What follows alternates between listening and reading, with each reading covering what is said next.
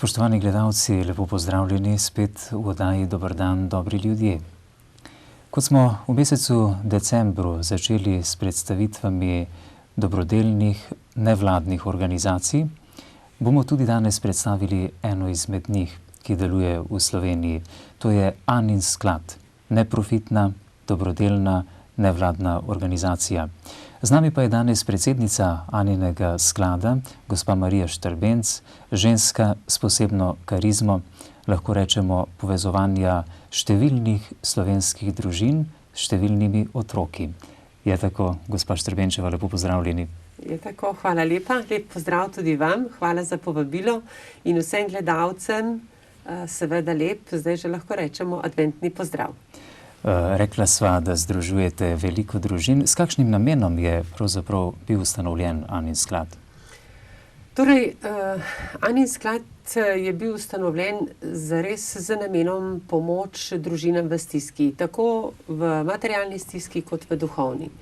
Namreč, če greva čisto na začetek, se je v tistih letih 97, 98 veliko govorilo o družini, in tudi ugotovilo se je, da je v stiski prav družina. Zato so sestre usmiljenke takrat nekako se odločile, da bodo sredstva, ki so jih dobile po denacionalizaciji, dale v nek sklad ali v nek namen, ko bo šel nazaj ljudem, ker one niso rabile, bi rekla, tega objekta, ki so ga dobile nazaj, potem so to ta sredstva namenile prav družinam, ljudem v stiski.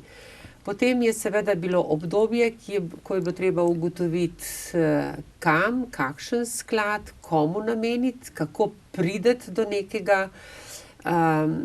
neke oblike, da bi se to začelo delovati. Tako so v tistem letu sem jaz pravzaprav zaključevala eno dosti naporno osebno obdobje, ki je bilo za mano, in seveda, ko me je takratni predstojnik Korusa in predstojnik Salezijancev, zdajšnji beograjski nadškof, povabil k sodelovanju oziroma mi predstavil skupaj s sestro Cveto, ki je bila takrat predstojnica Usmiljenk.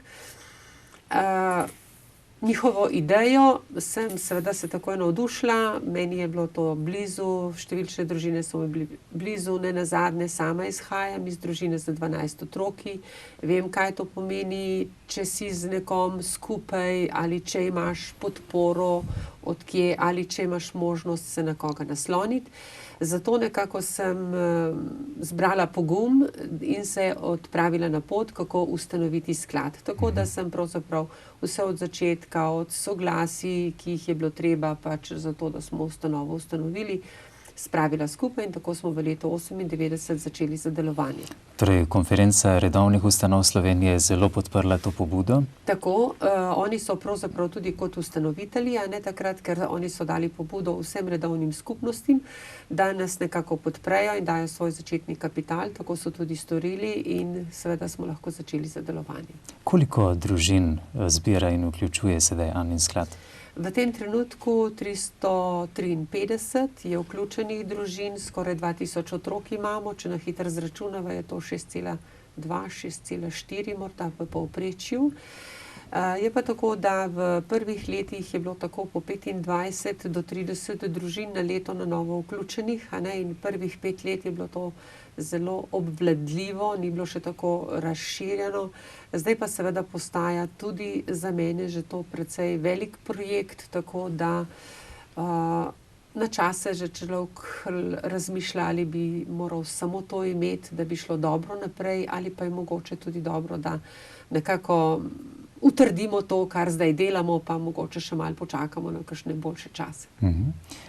Glavne usmeritve dejavnosti Aninega sklada ste že povedali, materialna in duhovna podpora. Ja, seveda.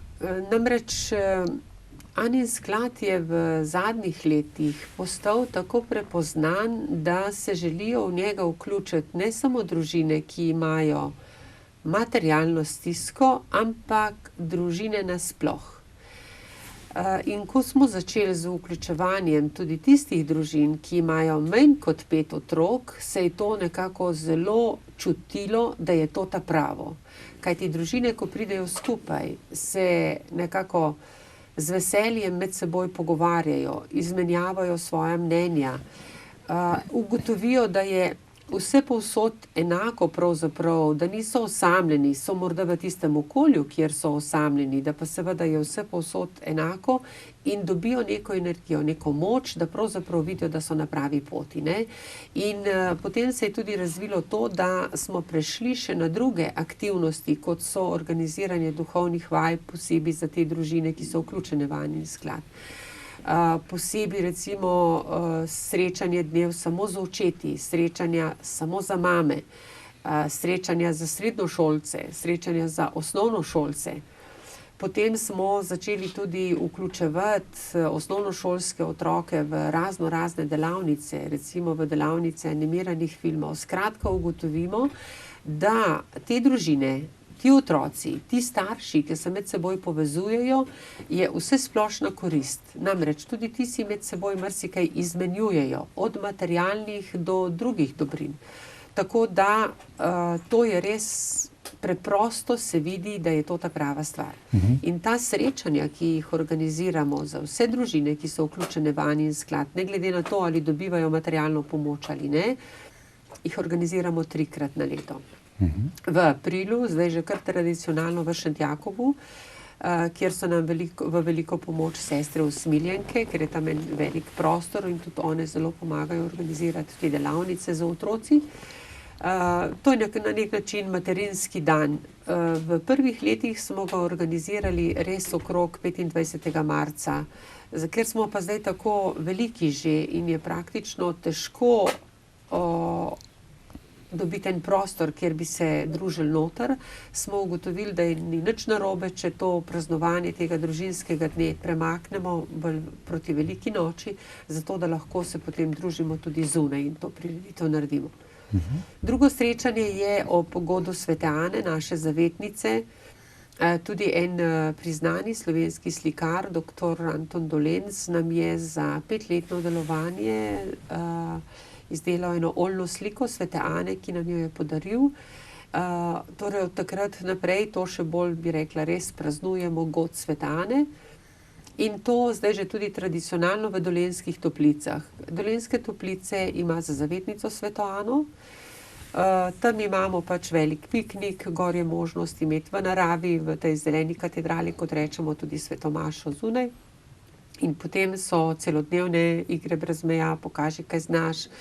Otroci se silno veselijo bazena na prostem, ker morda je to za njih edini dan, kjer se srečajo z vodo, lahko počofotajo v vodi, tako da ta dan zelo čakajo, predvsem tisti, ki nikamor ne gredo čez poletje na počitnice. In tretje srečanje je ob koncu leta, tako kot ga bomo imeli zdajle v soboto, Miklavževanje v Ljubljani. Prva leta smo organizirali koncert dobrodelni. Kasneje smo ugotovili, da pravzaprav, ker je toliko teh koncertov, morda niti ni to smiselno, da je morda bolj prav, da damo poudarek tudi na otroke, na družine, tako da smo zdaj pristali na tem Miklavževanju in jih povabimo na eno igrico v Ljubljano, v festivalno dvorano in potem seveda se tudi srečajo z Miklavžem. Vi ste tudi članica Sveta za družino pri Ministrstvu za delo, družino in socialne zadeve. Ali to pomeni, da do Aninega sklada pravzaprav ene takšne ustanove v Sloveniji nismo imeli, v katero bi se lahko na tak način družine vključevale in se povezovale med seboj? Torej, teh različnih ustanov, društev, nenazadnje od družinske pobude naprej je precej. Ampak druženje na ta način, kakor smo jih pa pri Aninem skladu nekako upeljali, pa ni bilo. Tudi, ko se z našimi družinami srečujemo in pač pogovarjamo z njimi, kam vse so vključeni, vidimo, da so v razne aktivnosti vključeni, v prenovo v duhu, družinska pobuda, vseh mogočih aktivnosti je veliko, ne? Ampak na ta način, kot jih Anin sklad združuje celotne družine v vse aktivnosti, pa zgleda, da ni bilo in jaz upam, da je zares to ta prava stvar in da nam bo šlo dobro tudi naprej. Za naš slovenski narod dobra Tako je, pobuda, tudi za družine, Ja, z seveda. manj otroki verjetno, ne? Tudi ne, namreč pogosto se nam dogaja, da recimo mi imamo v našem skladu nekaj družin, ki so čisto na začetku prvega otroka, drugega otroka, sprošeno, da bi se lahko udeleževali naših srečanj, prav zaradi tega, da same dobijo neko potrditev o tem, da so na pravi poti, da dobijo nek pogum, ne nazadnje tudi ti pogovori mlajših mamic z mamicami, ki so izkušnejše že na teh področjih, so zelo koristne, ne. Zraven tega pa tudi naše mame, recimo, če govorim pa zdaj o številčnejših družinah, tam, kjer je 7, 8, 10, mi imamo največjo družino s 13 otroki, ki zelo dobro funkcionira, so zelo zanimivi ti pogovori in seveda te mame rabijo tudi neko posebno spodbudo, nek poseben, bi rekla, neko posebno obravnavo, tudi duhovno. Namreč te družine, ko zelo živijo svoje poslanstvo in se ga zavedajo in ga odgovorno živijo, ne, nekako pridejo v nekem obdobju v neko, morda bi rekli celo lahko stisko, kaj pa bo zdaj, kako pa bom jaz funkcioniral, ker sem tako navajen 20, 25 let funkcionirati v taki številčnejši družini, zdaj pa otroci odhajajo in za mene pride neko obdobje. Kakšno obdobje?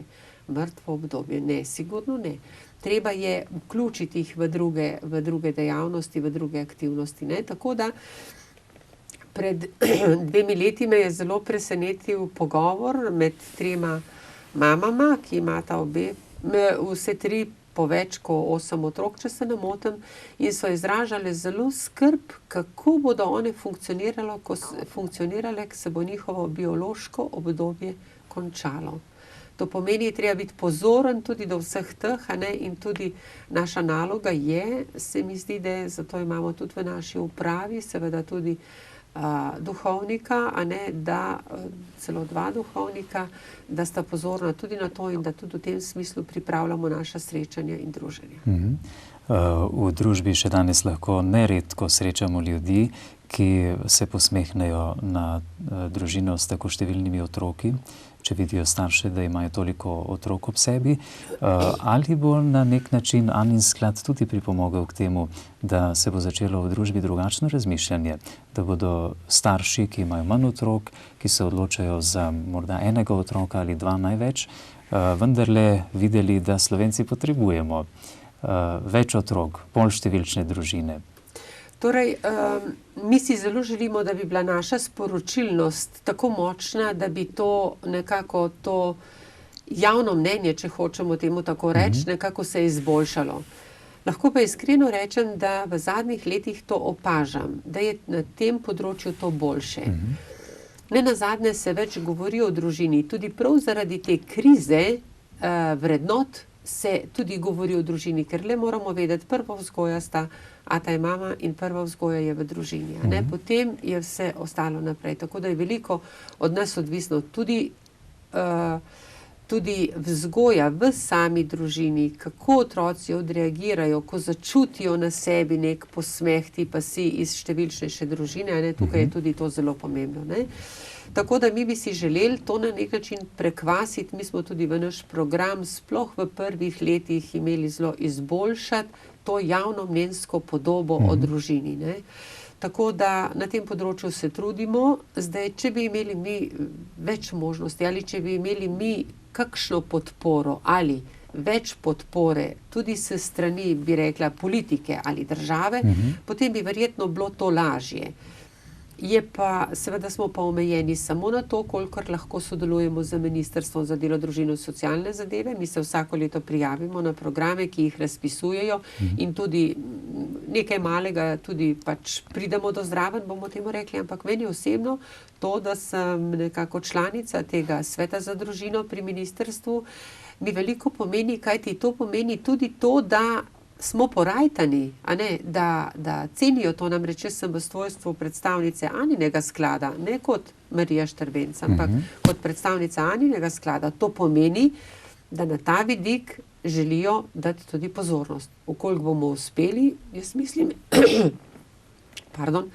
da je na nas vseh, kako odreagiramo na posamezne situacije. Nenazadnje tudi, če pogledate nov družinski zakonik, ki je v pripravi, tukaj je zdaj, bi rekla, velik del odgovornosti in izzivov tudi za nas, kako bomo na vse stvari odreagirali in na kaj bomo pristali. 10 let delovanja Aninega sklada ste praznovali lansko leto, teče torej že 11. leto. Kakšen premik vidite po teh letih? Torej, moram reči to, da smo prišli iz tistih 5 in 7 let, okrog 7 let je bilo mečkar neke krize naprej, sem tega zelo vesela. To, da je premik in to, da se nas glas širi v 9. vas, kot bi temu rekli, nenazadnje naj povem, da nas je Avstrijsko kulturno ministrstvo zelo podprlo in že par let zdaj dobivamo preko Mohorjeve knjige s podporo Ministrstva za kulturo avstrijskega velik dar, knjižni dar za naše družine. Tudi letos bomo imeli podelitev na ambasadi avstrijski v Ljubljani. Potem lansko leto za 10-letno delovanje naše je Sparkasse, avstrijska banka, pristopila k nam z zelo odmevno donacijo, s katero smo res lahko lansko leto otroke zelo, zelo pocrkljali, bi rekla, tako da smo bili tega zelo veseli. In jaz si zelo nadejam, čeprav je zdaj le čas težak, tudi kar se donatorstva tiče in podpore, finančne podpore Aninemu skladu, si nadejam, da je to tako dobra stvar, da seveda se bodo našli ljudje, ki bodo nas še naprej podpirali in nekako, da bomo namreč uspeh v 10 letih, bi rekla, nekaj oseb ali posameznik, kot recimo jaz, toliko družin obiskat, kot sem jih po Sloveniji v 10 letih, je to nenazadnje ne samo obveza, tudi velika priložnost in velik dar. Nima vsak te možnosti tako podrobno spoznati življenje v družinah in stopiti v družino, kjer živijo družinsko življenje. Veste, to je pravzaprav res dar in to je pravzaprav privilegij. Za mene ni to pravzaprav obveznost, da vodim sklad, seveda ga z veseljem in odgovorno. Pogosto celo mislim, da je to privilegij, da mi je bilo to nekako na pot prinešeno ali postavljeno, da sem to pač sprejela. Nekje sem zasledil, da si celo vzamete po teden dni dopusta, da obiskujete družine, ki se vključujejo v Anin sklad. Ja, prav res je. Prva leta je bilo to bolj obvladljivo, ker je bilo manj družin in seveda sem nekako Slovenijo po dolgem in počez lažje prekolovratila. Potem seveda tudi moja družina odrašča, prihajajo vnuki, tako da so tudi te obveznosti ob vikendih nekako doma večje. In zdaj že nekaj let vzamem kar po en teden dni dopusta, s tem malo spoznavam Slovenijo. Zelo sem vesela in bi rekla, mi je to v podporo, da me družina pri tem podpira, greva z možem skupaj, on spoznava Slovenijo, zelo rad hodi po deželi, tako da to vidimo in obiskujem družine, tako da po 7 do 10 družin na en teden, takrat, ko vzamem dopust, mi tudi to uspe obiskati. Čestitke. Ja. Koliko odstotkov slovenskih družin s številnimi otroki, ki bi lahko zapadli pod Anin sklad, je vključenih v Anin sklad? Ja, sem pričakovala, da me boste vprašali kakšen podatek statistični, nisem se oborožila s tem podatkom, tako da bi težko rekla, koliko, ker niti nimam podatka, koliko teh številčnejših družin je v Sloveniji. Obstaja podatek iz popisa prebivalstva, ki pa ni več aktualen, ne? Tako da jaz vedno pravim, da v Anin sklad se lahko vključi tako kot vključitev v Anin sklad, da spozna delovanje, da se druži z družinami, se lahko seveda vsaka družina, ki to začuti, da sem tudi spada in da bo lahko nekaj tudi od tega pridobila, odnesla, se veselila za nekom. Tako da tukaj ni. Koliko pa mi uspemo zaradi sredstev, ki jih imamo na razpolago, finančno podpreti družine, je pa seveda drugo področje, ne? Tukaj pa seveda vse družine, ki se obrnejo za finančno pomoč, pač na našem strokovno-nadzornem svetu nekako posebej pogledamo in seveda naredimo potem nek terminski plan, odvisno od finančnih sredstev, od prilivov. Naj povem še to, da prav vsa sredstva, ki nam jih posamezniki, fizične osebe preko naših pristopnih izjav pošljajo ali darujejo za Anin sklad. Koliko je takšnih posameznikov? Okrog 900. Gre absolutno vse za družine. Vse to, kar prirejamo, te prireditve, ki imamo 3-krat na leto in vse to, kar potrošimo, da nekako, bi rekla, obdarimo družine, seveda je tudi logistike nekaj in tako naprej. To pa se potrudimo pač, da pridobimo neka donatorska sredstva, bodisi v materialu ali finančna, da lahko to zorganiziramo. Kdaj ste sami začutili, da bi se lahko vključili v takšno ustanovo? Oziroma, na kakšen način ste bili povabljeni k temu? Očitno so ljudje, ki so začeli s to ustanovo, začutili neki dar, ki ga imate, da bi lahko... Seveda, to čisto preprosto je tako, nekdo pozna nekoga in reče ti, glej, ona bi bila pa dobra, tako seveda sem jaz že veliko let prej sodelovala s Salezijanci, oni so me pač poznali, sem veliko delala za njih, tudi za katehezo, za katekizme, za verouk. Ne nazadnje po župnijskih svetih, tudi sama sem na nek način poučevala verouk v eni župniji in tako je pač bilo, ko sem bila vprašana in seveda, ko si vprašan od osebe, kateri nekako zaupaš in veš, da te ni vprašala kar tako mimo grede, ampak te vprašajo z nekim razlogom, pomeni, da je zadaj klic. In če se tega lotiš in če vidiš, da ti uspe, toliko bolj se čutiš potem odgovornega, da to spelješ naprej. Za mene je to bil klic, je bilo seveda vprašanje, kako bom to zmogla, ampak gledajte, kjer je volja, tam se najdejo tudi potem dobri ljudje, da to nekako ti pomagajo in tako da, hvala Bogu. Povedali ste, da sami prihajate iz zelo številne družine, pa tudi sami imate sedaj v svoji družini 4 otroke. Tako kaj vam je. pomeni materinstvo, kaj vam pomeni vaša domača družina? Torej, jaz sama izhajam iz družine z 12 otroki. Moram reči, da pri nas nam ni bilo nikoli dolgčas, nikoli nismo občutili kakšne posebne teže zaradi tega, ker nas je bilo veliko. Bolj smo, če govorimo o svoji mladosti, bolj smo to občutili iz razloga, ker smo bili krščanski, ker smo hodili v cerkev. To je bilo bolj nekako čutiti, kot pa to, da smo številčni, zaradi tega, ker delovni smo bili, manjkalo pravzaprav nam ni nič, starši so nas navadili delati, sami smo nekako tudi doštudirali in prišli do nekih poklicev in do služb, tako da s tem ni bilo nekako težave. Kaj pa mi pomeni materinstvo? Že ko sem se odločila, oziroma ko sva z možem pač prišla skupaj in sva se pogovarjala o družini, pravzaprav nisva nikoli se pogovarjala o tem, ali bova imela veliko ali majhno družino, nikoli ni bil, bi rekla, vprašanje, ali bova ostala pri 2, ali bova imela še, preprosto sva jih sprijela. In ker oba izhajava iz večje družine, se mi zdi, da sploh ni nobeden razmišljal o tem, da ne bi imela pač več otrok. Materinstvo samo mi je pa ogromno pomenilo, kajti tudi mamin zgled, kaj pomeni biti mati. Kasneje, ko sem že sama o tem lahko, bi rekla, razmišljala in tudi kaj domislila, ker kot otrok tega še pač ne ločiš, pač samo si v številčnejši družini, kasneje pa pride to materinstvo do izraza. In če se spomnim samo, recimo, kdaj se je meni ta čut, kaj pomeni biti mati, šele takrat, ko sem jaz prišla k svoji mami v stiski. Ker biti mati pa opravlja te vsakdanje stvari, pa kuha, to je vse nekako še ni čisto ljubezen. mati.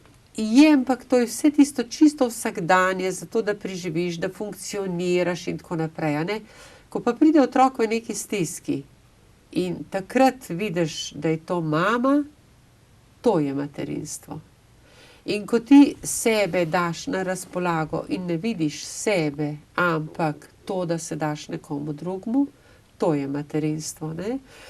In zato je mene to nekako, bi rekla, vsako mamo, ki jo gledam, pa naj si bo, ali ima 3 otroke, ali jih ima 10, ali jih ima 13, nekako preseneča. Vsaka je nekaj posebnega, vsaka ima neko posebno, nek odtenek v nečem nekaj posebnega. Torej, tukaj je taka paleta nekih dobrih reči, darov, sposobnosti, ki jih mi preprosti ljudje pravzaprav ne vidimo, dokler se ne srečaš konkretno, dokler se za osebo konkretno ne pogovarjaš. Kaj ste spoznali in spoznavate, katere so prednosti velikih družin s številnimi otroki? Torej, prednosti toliko, da jih pravzaprav ne bi niti znala vseh našteti, če govorimo od tega, da čisto preprosto to, kar lahko čisto vsak človek opazi, ko stopi v številčnejšo družino, od solidarnosti, ki je. To je prva, bi rekla, ki sploh, ne vem, je velika razlika, ali 2 otroka, ali sta 2 otroka, ali jih je pa 10, ali nekaj prineseš v družino, kjer je 10 otrok, ali pa nekaj, kjer sta 2, ali pa samo eden, ne. Solidarnost, pomoč, čut pripadnosti, nenazadnje recimo, kjer je več otrok, ne, eni odrastejo hitreje, drugi za njimi, a ne.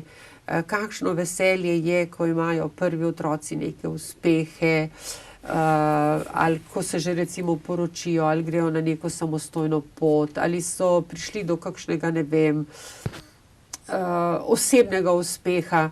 To ne morete, mislim, to lahko samo občutiš, kakšno veselje je to v družini, a ne. Tako da tukaj je potem pa čisto osnovne stvari, delavnost, a ne, se vidi, ker če je več otrok, delavnost, potem red, disciplina. Jaz vam lahko iskreno povem, da v družini, kjer je 13 otrok, ki jo poznam, je red morda večji, kot ga imam jaz, ki imam 4 otroke, pa 2 vnuka.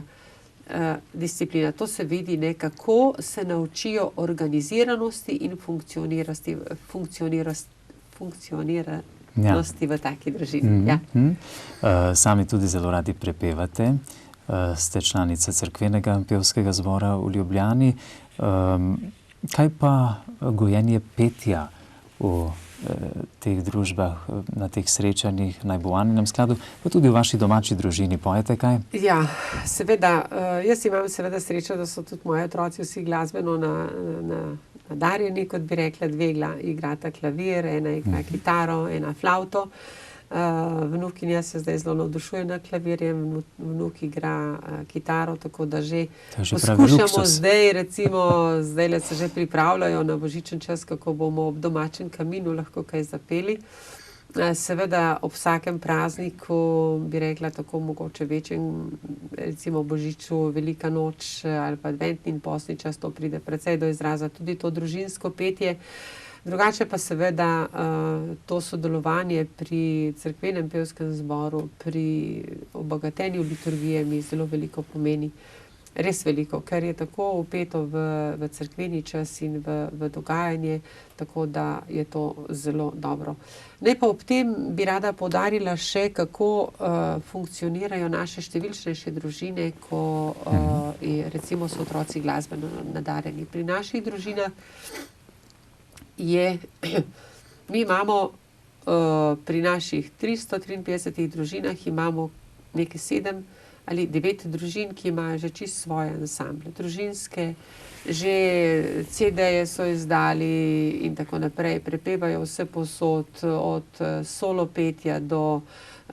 Tako da vam tudi kaj zapojejo in zaigrajo na vaših srečanjih. Tako da na naših srečanjih pravzaprav naredimo program z našimi otroki, z našimi družinami. Jih povabimo, kdo bi lahko sodeloval, malo pogledajo, kakšne termine imajo in se nam javijo in potem s temi naredimo svoj program.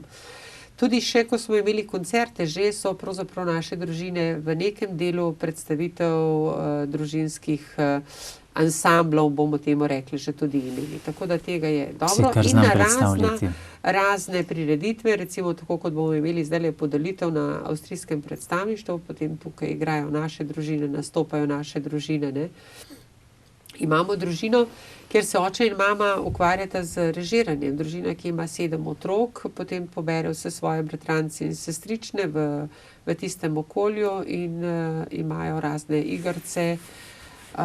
Lansko leto in jih potem povabimo tudi, recimo, jaz sem jih povabila v Dravlje na Rokov sejem, da so nam predstavili Noetovo barko in tako naprej. Tako da teh aktivnosti je zelo, zelo veliko in problem, ki ga vidim pri naših družinah, a ne, ko želijo se glasbeno tudi izobraževati, so predvsem inštrumenti, ker so zelo dragi, a ne.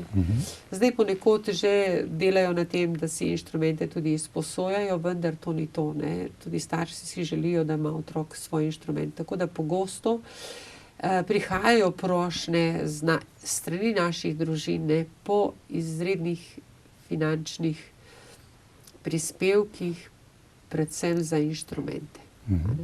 Tako da si kar znam predstavljati, vaše srečanja so prave duhovne veselice, verjetno, ne? Res je, ja. Res Zato se radi udeležujejo predvsem otroci, ne pa tudi starši. Ja, pa gotovo. tudi starši, seveda. Pri Aninem skladu se še na poseben način posvečate mladim.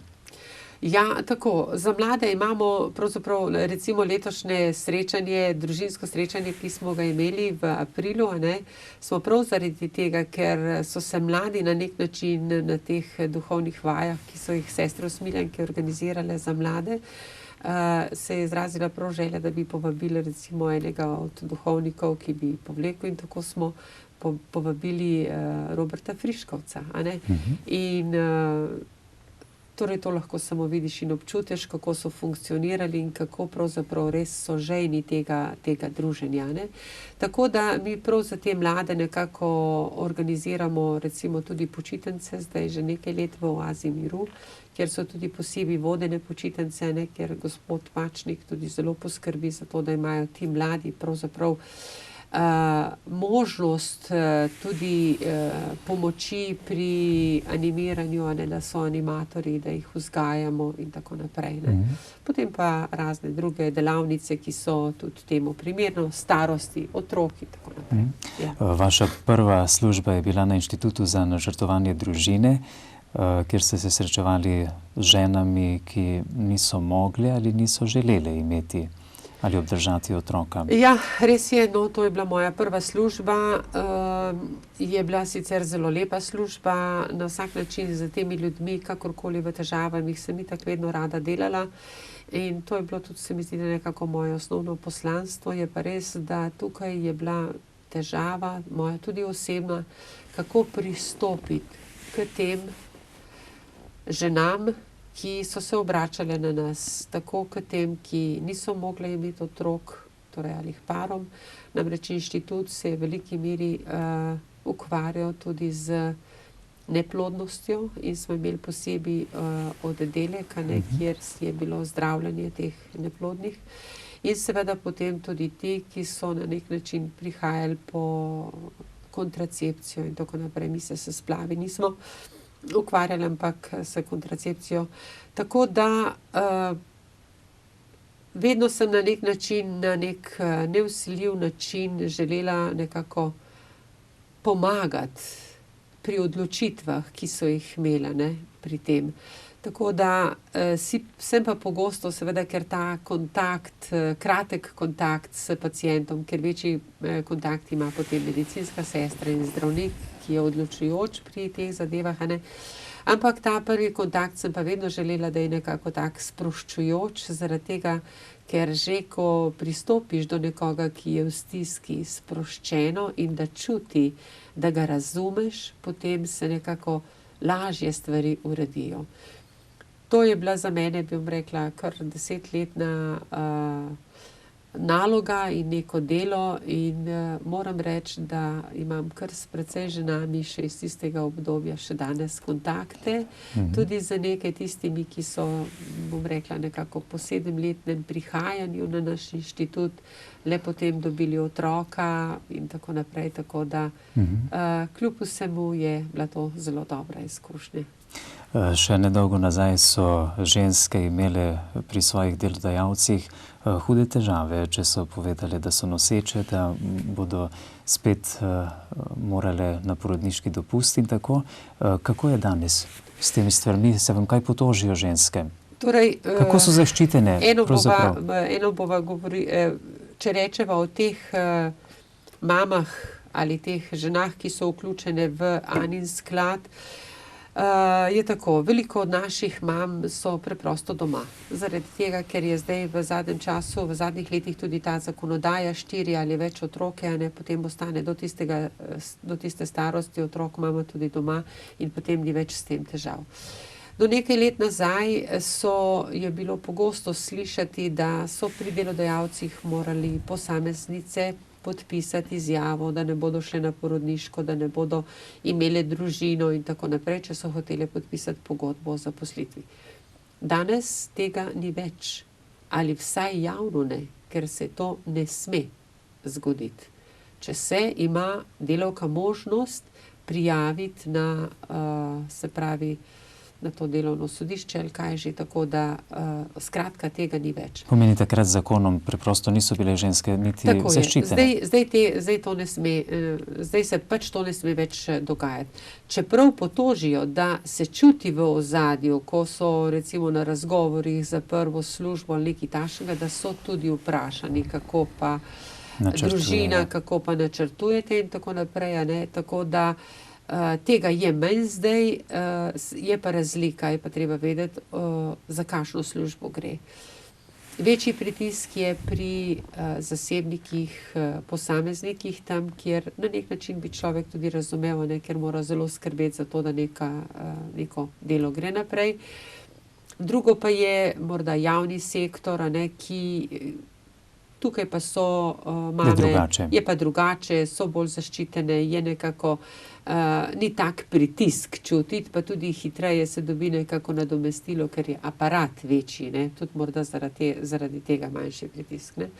Osebno pa v vseh službah, v vseh 4 službah, kjer sem bila, imam seveda tudi to kadrovsko področje čez in jaz se pa veselim in moram reči, da v moji karieri nisem niti eno mamo vprašala, kako je z načrtovanjem družine ali kariere naprej, ker pač se mi zdi samo hvalevredno, če sploh o tem razmišljajo. Domnevam, da se osebno pa tudi Anin sklad, Anina ustanova v zadnjem času veliko angažira tudi glede predloga novega družinskega zakonika. Ja, seveda, tukaj pa je prav zaradi tega tudi, ker smo ta družinski zakonik tudi v Svetu za družino zelo obravnavali in smo dali tudi precej pripomb na njega in amandmaje, ki niso bili seveda sprejeti že na samem ministrstvu, Smo se tukaj zelo angažirali, tudi na ta dan družin, ko je bil 24. oktobra ali kdaj v Ljubljani, smo povabili vse naše družine. Tudi zelo aktivno so se vključili posamezniki v to zbiranje podpisov. Ne gre proti temu družinskemu zakoniku, ampak gre proti takemu družinskemu zakoniku, ker stvari je nekaj kar izboljšanih, prinašajo nekaj novosti, nekaj stvari pa je, ki jih zdaj želijo dati v ta družinski zakonik, ki pa ne pašejo noter, ki pa se ne uredijo kako drugače. Saj mi nimamo nič proti istospolnim, nimamo. Seveda se pa ne moramo nikakor strinjati, daleč od tega, da bi lahko istospolna posvojila otroka in ga vzgajala. Je nemogoče. Nemogoče, družina je ali pa je ni. In vzgoja otroka morate biti oče in mama, moški in ženska. Kako bosta dva moška vzgojila deklico?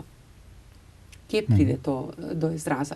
Tako da tukaj je prav, bi rekla, se mi zdi, da za nas zdaj tudi za širši Anin sklad, za vse, ki se vključujejo, za vse, ki nas poznajo in tisti, ki z nami delajo, velik izziv, kako bomo k temu pristopili. A ne nazadnje lahko pride tudi do širših, bi rekla, protestov, morda celo do kakšne pobude za javno odločanje o tem, tukaj se bomo zelo angažirali. Ne? Dejansko redefinirati družine na ta način, kot jo želijo z družinskim zakonikom, je nedopustno. Ja, gospa Marija Štrbenc, najlepša hvala za vaš obisk v našem studiu. Pripričan sem, da boste tudi v prihodnje še kdaj naša gostja na programu televizije Exodus.